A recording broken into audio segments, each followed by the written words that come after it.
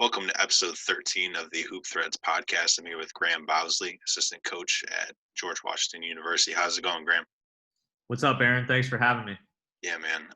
Great to have you on. I met you VCU, I believe it was 2013 in the summer. I actually took a bus down from upstate New York to work that camp. So that was a wild ride. I did not have a car at the time. So let's talk about how you got started. Campbell Hall High School, and talk about playing on those stack teams with some high level teammates against high level competition. Yeah, I was really lucky. I was fortunate to be in high school at Campbell Hall. It was a team of basically like 7 D1 guys and then me. So I was able to just benefit in practice playing against really good players, and we were fortunate with Drew and Justin Holiday at the time being on varsity, and then there were so many other good players. Joe Ford, who ended up being Defensive Player of the Year at Pacific, Connor Turley, who played in Mexico for a long time. So there's just a lot of good players that we were able to play with, and our team was good. Like, our team was just all about the right things, all about winning, and just gave me like a great foundation for the rest of my coaching career. And it was nice because we had a bunch of Zoom calls with pros just to talk to our team, and Justin was gracious enough to, right before he went back to the bubble, to give his story to our team and just talk about that kind of stuff and what he learned. So it was a great time. We were winning a lot. It was hard work, but I feel like I really benefited from that experience and being in that high level competitive environment, and just being able to play in state championship games and stuff like that. It was a great experience. Yeah, talk about, I guess we got to back up, your love for the game and, how you knew that you wanted to get into coaching one day. Like, where did that come from? Yeah, well, I think it's funny because a lot of times, the basketball stops bouncing at some point. And when I was, competing for playing time with, NBA players, I knew my time was going to be running out at some point. And it was actually one of the assistant coaches at the time at Campbell Hall. His name's Coach JJ Prince. He's now the head coach at Viewpoint High School in California. But he kind of put that seed into my head where it was like, hey, you could be a really good coach, stuff like that. And we developed a great relationship. I still consider him a mentor to this day. But that kind of started my love for coaching and just being around the game, because I always loved playing and I always loved being a part of something bigger than myself, and that kind of drove me to stay in the game however I could. Got you. Talk about the holidays, what values and positive habits got them to where they're at in the NBA. Well, just first of all, just unbelievable, tremendous family. Like, their foundation was spectacular. Toya being a pro player herself and being a teacher at Campbell Hall for 10 some years before they even got there, and then they couldn't mess around, huh? Yeah, I mean, she was great because they were living in Etowanda at the time, and she was driving so far to Campbell Hall. I don't even know what distance that is, but it's like over an hour. She was working there for a long time trying to establish that situation where she could, get them into school, because it was such a competitive school to get into. And so, Gotcha. She knew it was a great environment and a great situation. She was trying to, make sure they could get in. But, she's now the athletic director there. She's pivotal in that sports environment and everything. But just like Sean too, like the values they were able to instill in their family, and just the way they work and their level of humility and their faith. Like, it's just a tremendous thing to like see the success of all their children, because it's just like, you just knew it was going to happen just because of, they had great parents raising them, and it was a great family.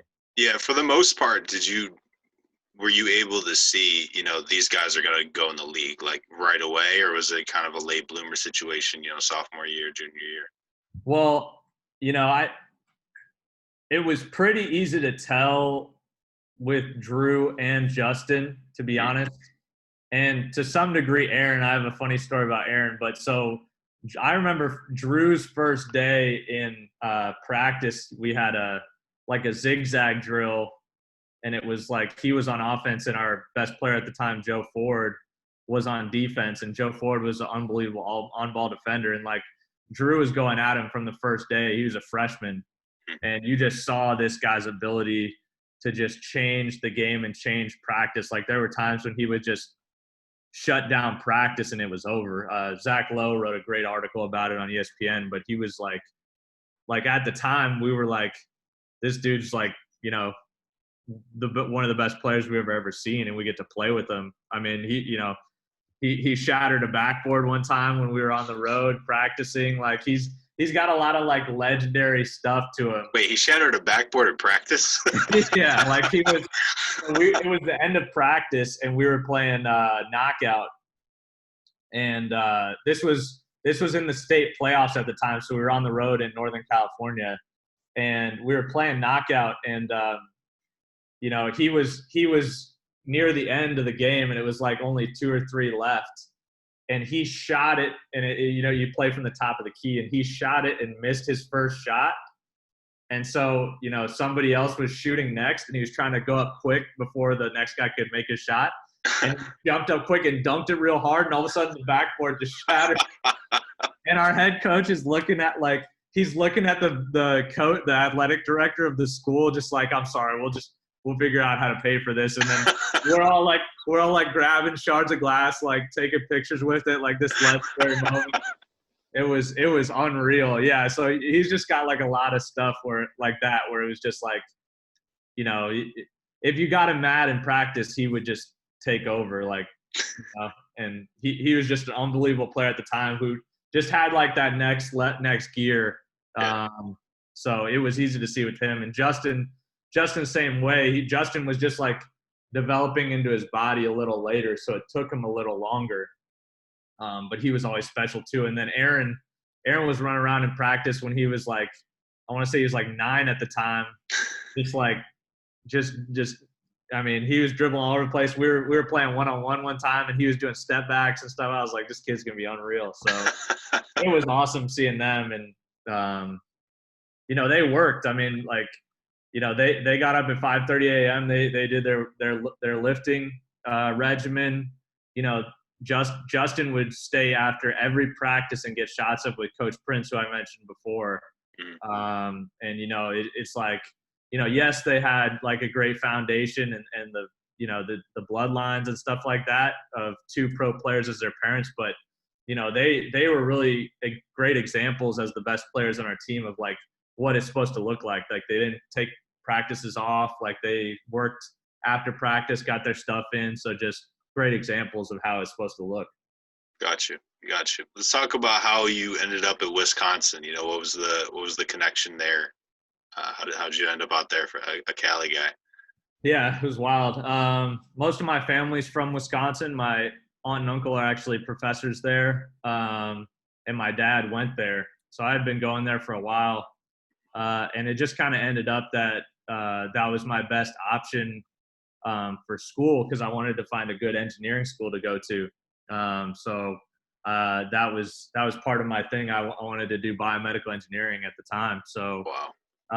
So I went there for engineering, and they had a top 25 football and basketball program at the time. They had just had a lot of success. Alondo Tucker was runner-up player of the year and stuff. So it was a great basketball program. And, my coaches encouraged me to try to be a manager for that team because, it was just such a special program that had a lot of success. So I could learn a lot. So it was just kind of the best academic and sports situation for me to go to. Gotcha. And I think I read that you didn't make the cut the first year as a manager. Yeah. How did you get from that to, one of the head managers as a senior? Yeah, it was, so I did. Yeah, I interviewed my first year, and it, after all their success, I think they, coming off a couple Big Ten championships, there were like literally hundreds of applications. And in the Big Ten, like each Big Ten program has like 10 plus managers. Our assistant, Nemo Midvar, was at Maryland. He can kind of tell you a little bit more, but it's like, yeah, it's just a competitive situation. And, I interviewed, and I hadn't really interviewed for anything before, I guess, but I just like didn't do a good job. And, they were like, you didn't get hired. So I was like doing a lot of different things like engineering and stuff like that at the time. And I tried to, kind of shrug it off, and I was maybe going to go in a different direction. But that summer when I was working at UCLA basketball camp for Doug Erickson, who's, he's got one of the biggest coaching trees in college basketball quietly. I think there was a LA Times article about him, but, I really like rediscovered like my love for basketball and coaching. And it was kind of like, I had to pursue this because it was just like this burning fire inside of me where I just couldn't like be without this like feeling and like that purpose again. So after UCLA camp that summer, Doug, kind of recommended me to the operations guy at Wisconsin at the time, and that helped me get the student manager job that next time around, and then I just worked my way up. Got you. Yeah, you guys had some stacked teams there. I mean, lost to Houston the buzzer in the Sweet 16. One of the most underrated college players of all time, Jordan Taylor. I loved his game. Bruss, Gasser, Bergen, and then you were actually there Kaminsky's freshman year, right? And Trevion Jackson and Jared Uthoff. Talk about being around that talent and what made Bo Ryan successful. Yeah, I mean, you had to throw that Cuse buzzer beater in there. Yeah, no, it was an unbelievable experience, and I learned so much from not only the players but also Coach Ryan. Just really just trying to observe and take as many notes as I could because he had such an established way of doing things, and I was just trying to be a sponge really and just like write down like every word he said while I was doing my job in practice. And I'd be like wiping up sweat or grab a rebound, and then I'd leave after practice and I just write down on my notebook everything I could remember. And then yeah, just the players were spectacular. I mean, Jordan Taylor was an unbelievable worker. He was a guy that was in the gym 3 times a day in the summer. I would always be the guy like eager to rebound for him, and we really developed a great relationship during that time. And I really respected not only his ability to hit clutch shots and do all those things, but just his work ethic and how he carried himself. He was that's what at Wisconsin, that's what we always harped on. And Coach Gard always talked about when I was leaving, like, you're going to remember like the character of our players. And it was true. Like they were all like consummate class acts, and just the way we worked really led to our success. And I really took that to heart being in that program. And, I really carry that to this day. Gotcha. Yeah, you went from one stack program to another. You ended up at VCU with a ridiculous coaching staff, which we'll get to in a second. How did you, get connected with Coach Smart in that position? Yeah, so my senior year, I didn't really know how to go about the next step. I knew there weren't GAs at Wisconsin, so I just emailed like hundreds of schools. I made like a little list of D1, D2, D3, JUCO, all these things. I just made a list of places I wanted to work at, and I was just emailing, sending letters the whole year, and didn't get a lot of responses. Got some that I still remember, and at the end of it, VCU. This Dave Maturo, who was, I don't know if you met him at the camp, but he was a GA at the time. He's now an assistant at Randolph-Macon, and he was like, he responded to my email to VCU and kind of helped me, connect with coaching staff. And then I talked to Donnie Lind, who's now an assistant at Radford. And then from there, I went back to the coaching staff in Wisconsin. I was like, hey, look, like I got some feedback from them. Like they want me for a second interview, like, do you guys know any of these guys? And Coach Paris, who's now the head coach at Chattanooga, he was actually a pretty good friend of Coach Smart and had worked with him at Akron. And he kind of, called him and vouched for me. And that really helped me in the next step to get on at VCU. And they already kind of had their GAs at the time, but I was able to, kind of work through that summer in the hopes that I would get like a GA position there. And I was just lucky that Greg Golden left and I was able to get that GA spot. Got you. Yeah, that was a stacked staff. So David Harris, Mike Rhodes, Jeremy Ballard, Will Wade, Mike Morrell, Jesse Bob, Dwight Perry. Yeah. a lot of great coaches, and Coach Christian actually had just left when I had gotten there. Yeah. Coach Smart had an unbelievable staff, and it's a tribute to kind of his ability to mentor not only players but also staff members, just with the amount of coaches he's able to have and be successful. Yeah. Talk about coming to, a mid-major like VCU after that historic run. I think it was either a year removed or 2 years removed from that Final Four run. So talk about like kind of capitalizing on that excitement and that momentum. Yeah, I mean, it was a great environment because it was a whole nother level of like just toughness and grit and like working. Like, I remember getting there, and at the time it was Franklin Street Gym, and there's no AC in it. It's like an old rec center, and like, it's just like we practiced in there. We were going hard for as long as we could, and then guys would come back and shoot on their own. And it just, this culture that Coach Smart established was just all about just work and being enthusiastic about it and being appreciative of, your opportunity to even be there. Because we had a lot of guys that were looked over or not recruited by other schools. And, Coach Smart, even with that success in the Final Four, it was like a situation where it was like them against the world, right? Like they were the last one in, and they ended up getting to the Final Four. So that kind of stuck with them, and that's what the program was about, just being the underdog, working like you're the underdog every day, and that led to a lot of our success. Gotcha. What's, you just spoke about recruiting. What's, maybe something that you picked up from Coach Smart about evaluating talent and, filtering through, certain guys to decide, who needs a scholarship offer, Yeah, I mean, I think it's great because what I learned from Coach Smart in that program, and just, I mean, obviously there's so many staff members, and, Coach Christian still kind of keeps this to this day, but you just kind of had to have your own evaluation system. Like, it's not really about the rankings necessarily. It's like, how does this guy fit what you want to do in your program?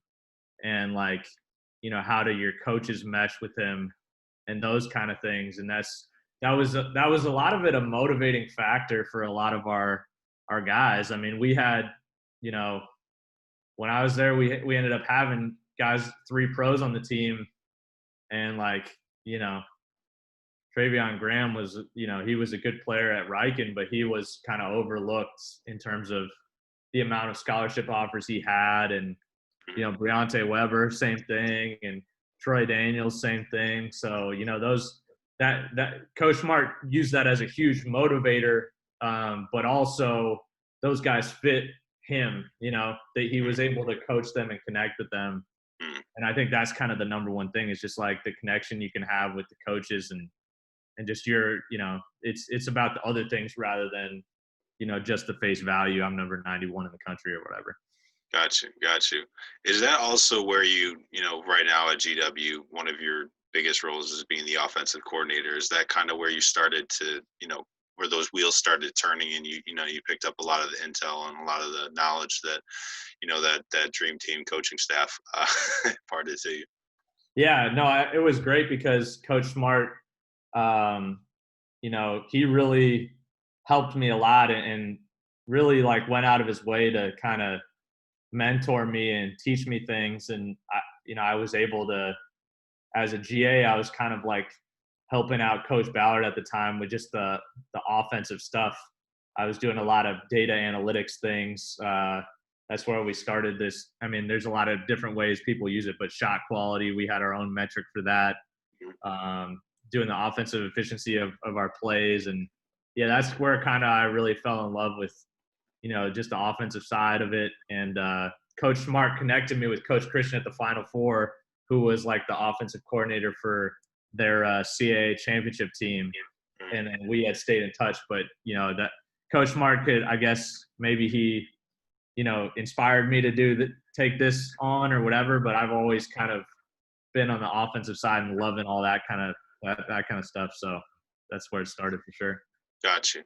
So the next job was, the director of basketball ops at Rice. You followed Mike Rhodes there from VCU. Talk about the responsibilities you had within that role. Yeah, I mean, Coach Rhodes was a great mentor to me as well, and that operations job was like being a manager on steroids, I think, because it was a rebuilding situation, and I worked really closely with Coach Rhodes at the time just to try to get everything to where it was a winning program. And it was honestly, it was one of the toughest roles in my life, because it's like, the head coach is like the head coach of the team in basketball, and then the operations person is like the head coach of everything else. So, managing all that stuff, at 25 when I hadn't done it before, I feel like it really helped me and really, kind of prepared me for the future, because, you just have to be on all the time, and you have to be really detail oriented. And, if it's not right, Coach Rhodes is going to let you know. And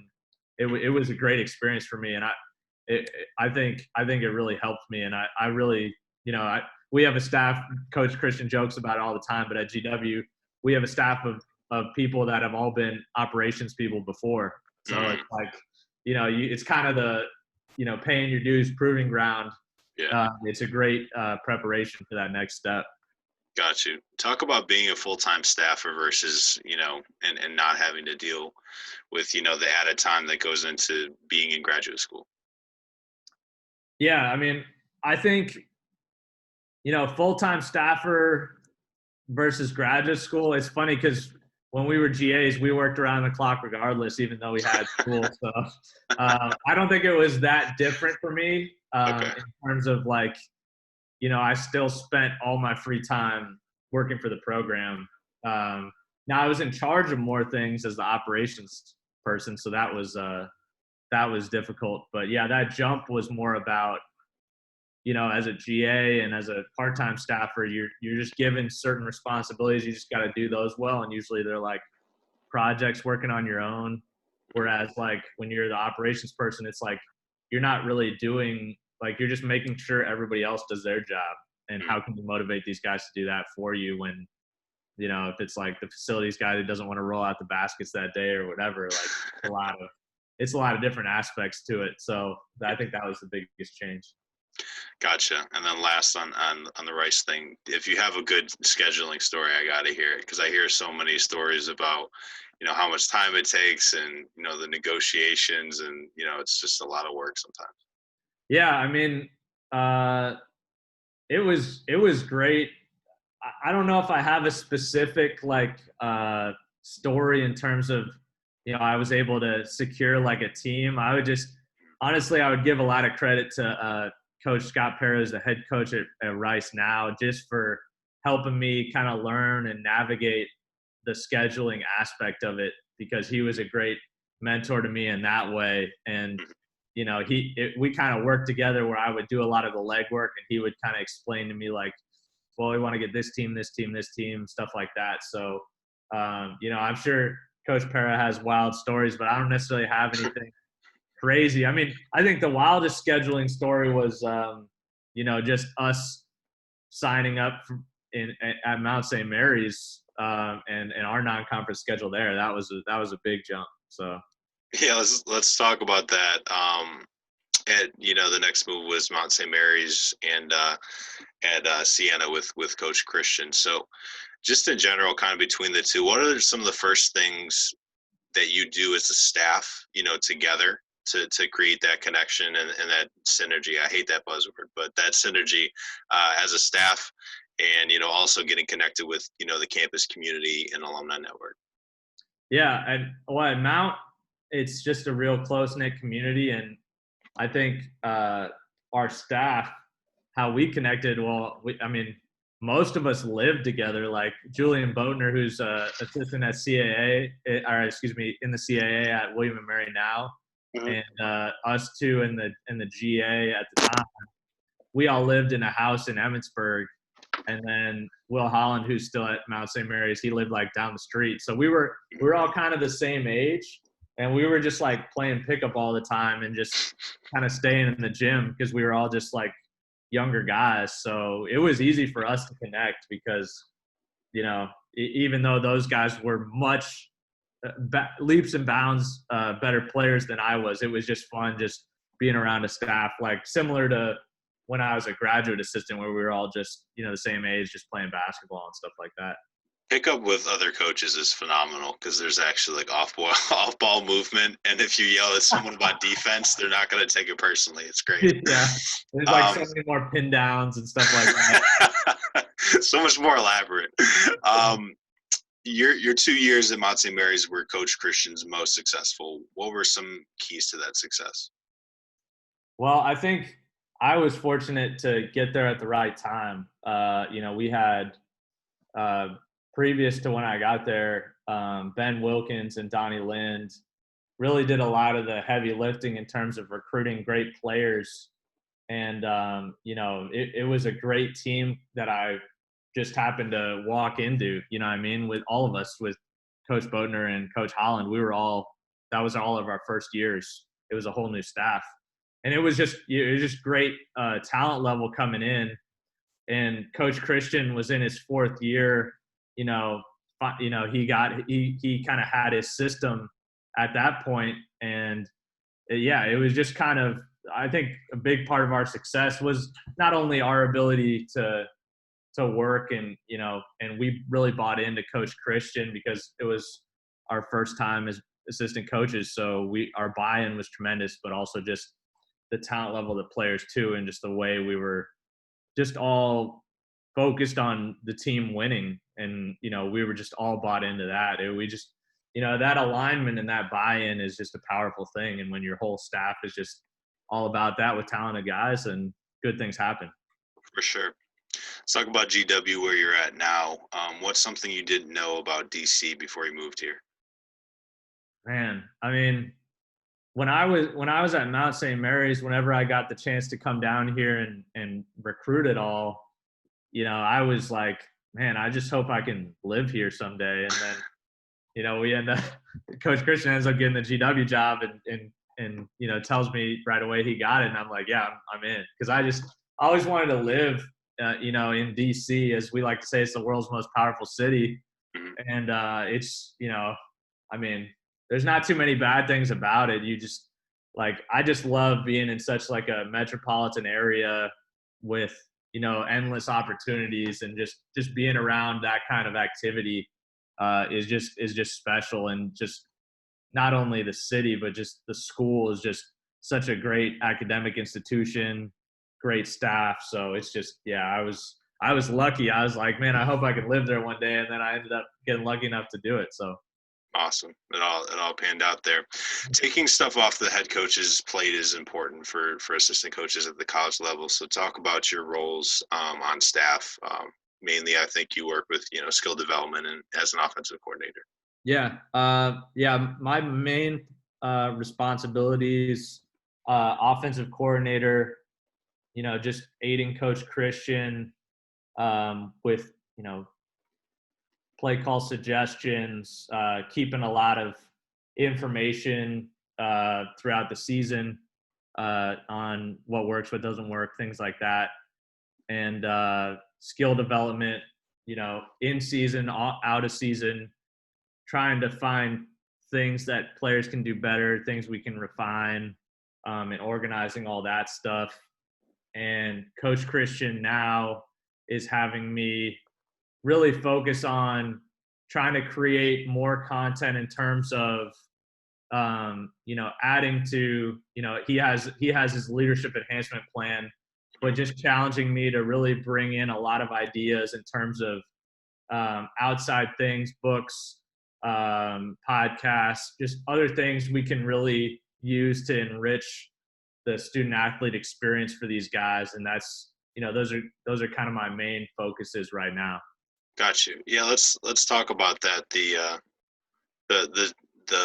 leadership program that he's put into place. Talk about the curriculum and everything that goes into that.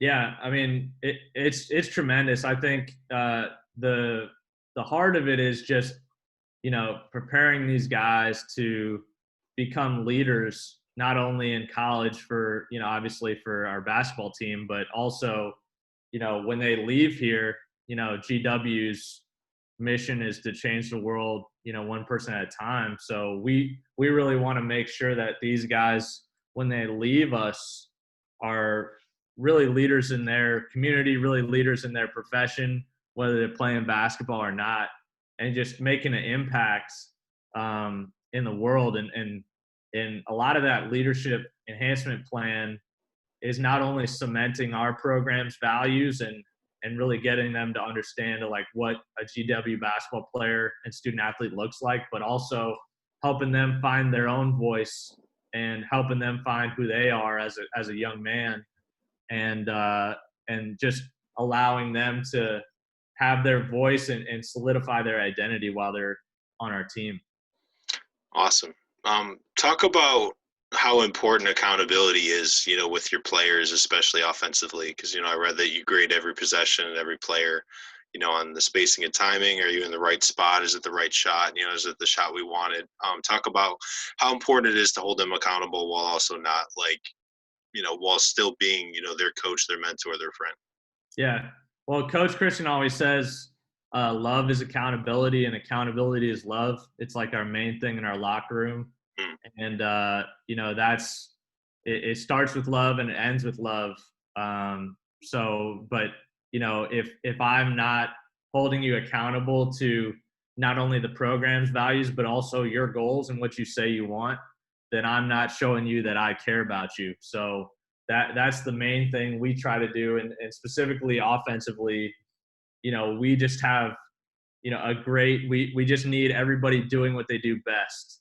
And them continuing to expand their games as much as possible. And so, what we're able to do with the way we work and, the way that, Coach Christian tasks us to really go over each possession with great detail really allows these guys to just grow into their role and expand their role and gain their understanding of, not only offense, but defense and whatever. We have an offensive coordinator, defensive coordinator, and special teams.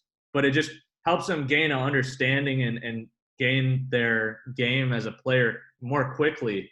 And that's why we've had, Coach Christian's had such great success with young players, is because, they usually figure it out very quickly. Like a lot of times we don't have to wait till a guy's senior year to figure out what player he is.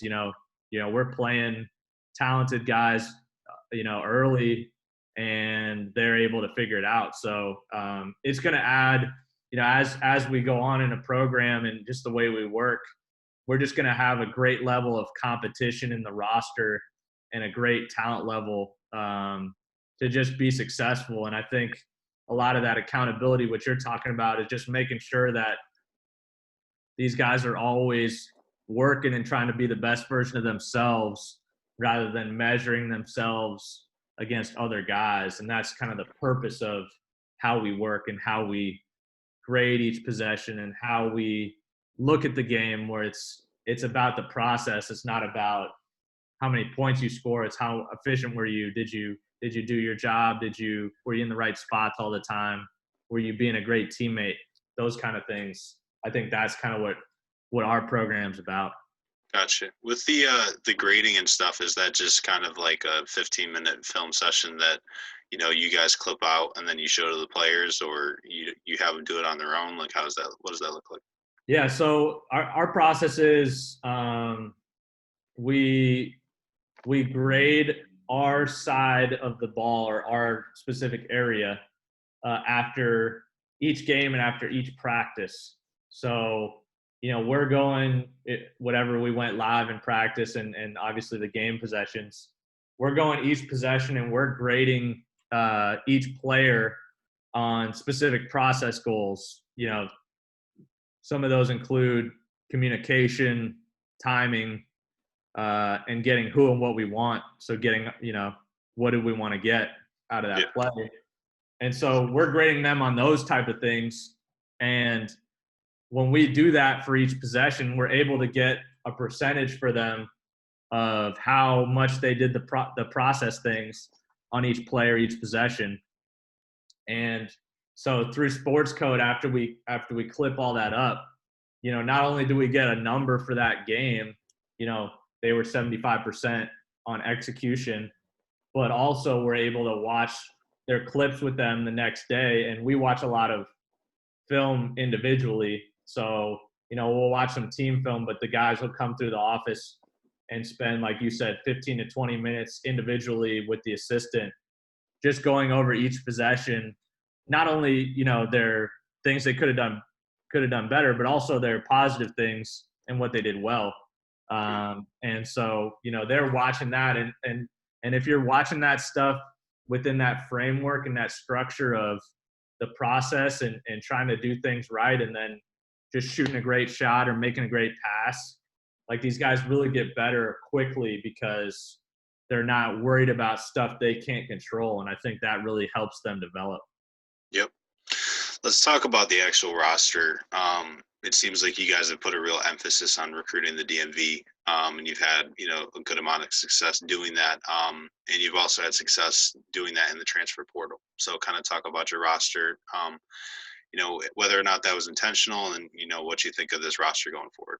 Yeah. Well, Coach Christian always tasks us with really making sure we have great local relationships, and we're really doing a great job in the DMV. He really considers that one of the best basketball areas in the nation. And, his track record is he's always recruited great DMV players, whether it's Mount St. Mary's or Siena or here. And that's a big emphasis. And another emphasis we have is just, trying to create just a genuine relationship while we're recruiting a player. So, in our recruitment, we really try to create a transformational relationship rather than a transactional relationship where, we're recruiting somebody and, even if they don't choose us, it was a positive experience and a positive relationship for both of us.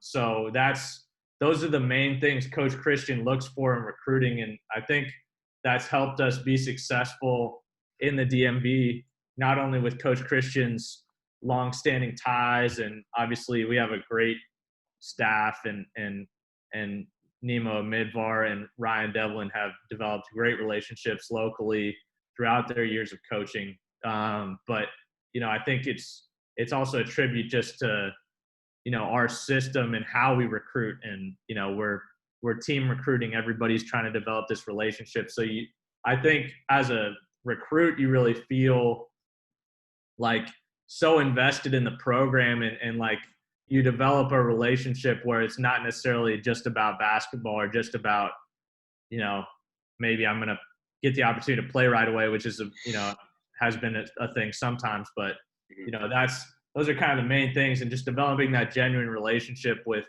the coaches and the players in the area. I think it's been a huge benefit, and it's helped us create a great roster going forward. Absolutely. Let's talk real quick about, to that recruiting end.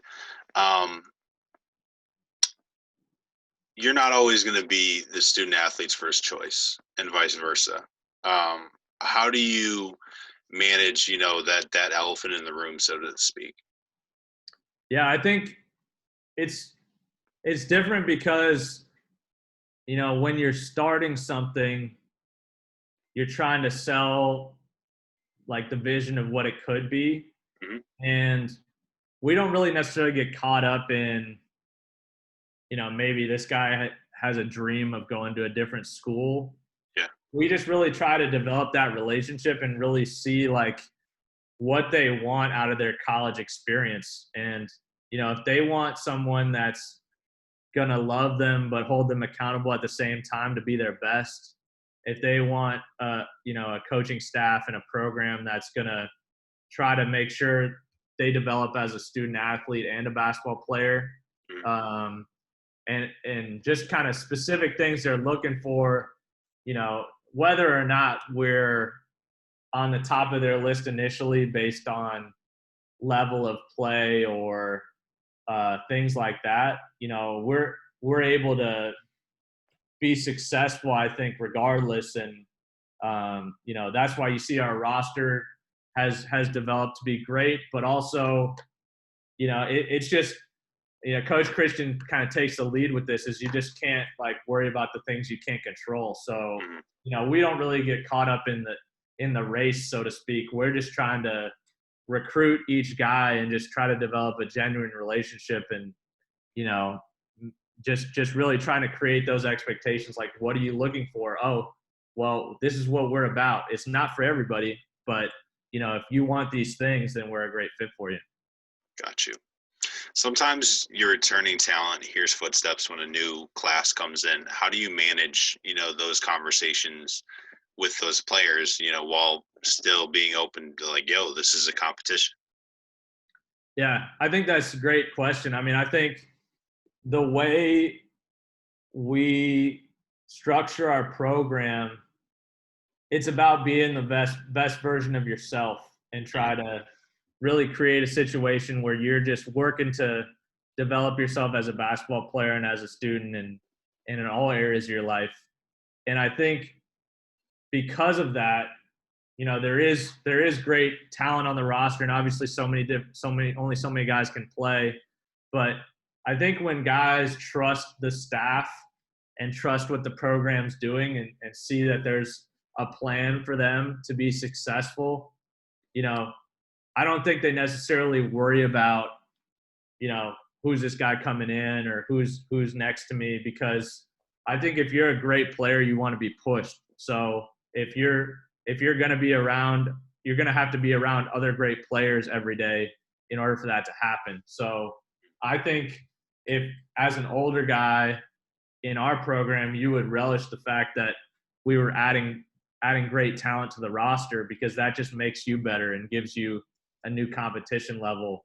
And, if you're a younger guy, obviously you think you're going to beat somebody out, but, you're always competitive, but just with the understanding that there's a trust and there's a plan for me to be successful as a player at George Washington.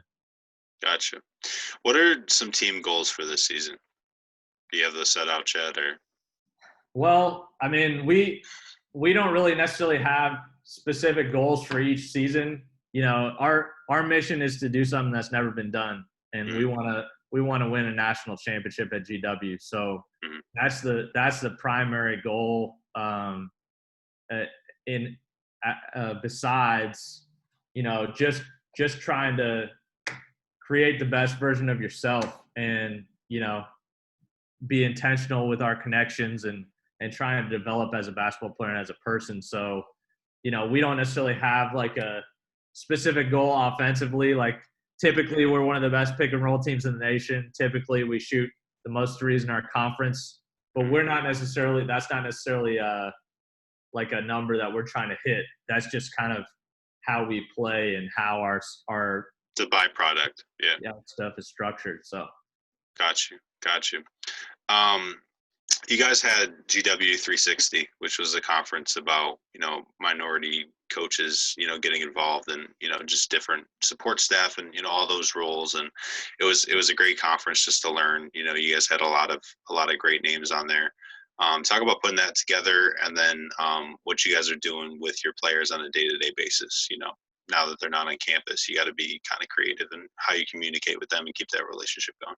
For sure. I mean, GW 360 is Coach Christian's brainchild, and it's a phenomenal platform, and we see that continuing going forward. Just being able to mentor people from underrepresented backgrounds and create this platform where, we can provide this education to people, that aren't necessarily like right in our program, and we can help answer questions and share, things we've learned, and other people can share things they've learned. And, Coach Christian did a tremendous job with just creating that vision. And then, the whole staff, especially Coach Nemo Midbar, just did a great job of really working at it to fully actualize that dream. And I think we had a great success with that one day.